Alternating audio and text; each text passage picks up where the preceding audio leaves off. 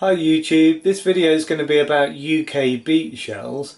I've been on a couple of beach holidays in recent years, and whenever I go I just try and collect as many shells as I can. So if you have a look down here, so these first two drawers are from a place called Downderry, and quite a lot of them I've named, some of them I haven't named yet. There's a lot of various limpets here, for example, that I need to go through and find out exactly what species they are at some point.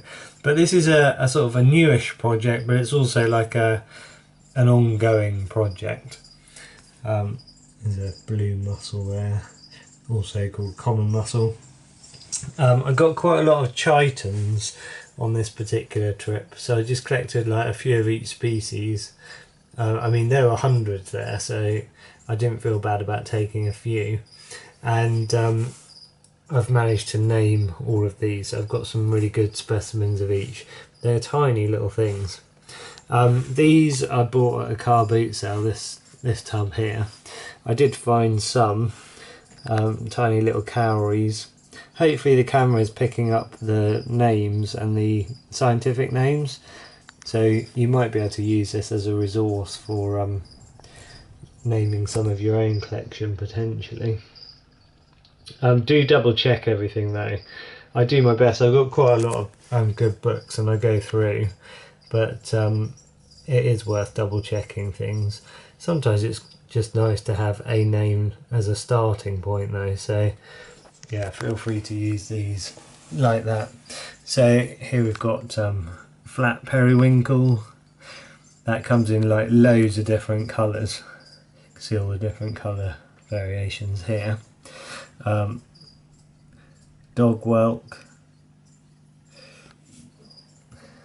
Again, you've got quite a few, like some of them are really stripy. Some of them, when you first find them, they're very black bands, and that fades quite a bit after they dry. Some of them have got more sort of yellowish brown kind of bands to them, and some of them are just plain white. Common periwinkle here. Again, like variations, you know, sometimes they're a lot darker banded, sometimes they've got much lighter bands, sometimes they're almost black. And then we've got these other variations. Again, it's just sort of going through from reddish brown to almost yellowy sort of colours. So this one's called thick-toothed top shell. There's various top shells, obviously. Here's a grey top shell. The patterning is just finer on this one. Then you've got Pennant's top shell. This one's quite distinctive because it's got really kind of purpley, pinky, much wider bands on it. Purple top shell. Common periwinkle.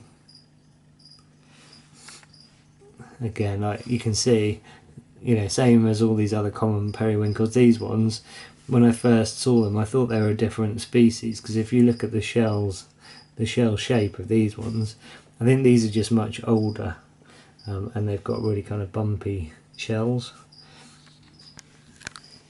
Some more dog whelks. Okay, and then we've got this one called a painted top shell. This is really nice. It was really purple when I first found it. It's a shame it's faded so much, because it was a really nice looking shell at first. Netted dog whelk. Okay, so yeah, all of those, there's a few little dried crabs and things. Whenever I find a little dead crab, I quite often try and put it under a lamp and just dry it out, or put it out in the sun for a bit. If they're a small crab like this, they dry quite quickly and they lose their smell very quickly. Yeah, so those two drawers were from Downderry. Then we've got these two drawers here. These are from Camber Sands. Great scallop. This is a variegated scallop. Queen scallop. Pink scallop, they're very distinctive. Sometimes with the smaller scallops of different species, they're quite hard to tell apart, so yeah, be careful with those. Banded wedge shell. They go from, you know, yellow, very yellowy looking, to very purpley looking, everything in between. That's common barnacle, that's just what's growing on those shells there. Baltic Tellin. Look at the different colours of those. Look, yellow, orange, red, purple, black, pink, all different colours of those. Navel shipworm. Again, these are just growing on these other shells. So here, here, and on a rock here. This was some worm burrows through a rock here as well, so that might be fossilised. Fossil worm burrows. Then we've got slipper limpet. They're common everywhere. Prickly cockle. Very distinctive, very obvious prickles. But again, you can find them in all different sizes, so you can get really tiny ones. And we've got, this is a common cockle. I don't think I've done a tag for that yet. This was my best find at the time, precious Wentle trap. I've always looked out for these my whole life and never found one until now. So that's, yeah, that's really nice. They must be quite rare, or maybe they're common in certain places, but like I say, 40 years of looking for shells, that's the first one I've ever found. And we've got grooved razor clam, they're the really big ones. Got pod razor shell or razor clam there. More of a kind of square edge to it, that one. Then you got sword razor shell. Much thinner looking, those ones. You got necklace shell. Put my hand here, cover up the sun coming in. Common whelk. Netted dog whelk. Common piddock. They're very delicate, these common piddock shells, really thin, so you've got to be careful with them. Horse mussel. There's a common or blue mussel there. I think the horse mussel is just a lot blacker looking. And then this one has got a bryozoan colony growing on it. I've put the name of that particular species of bryozoan on there as well. Then we've got common otter shell.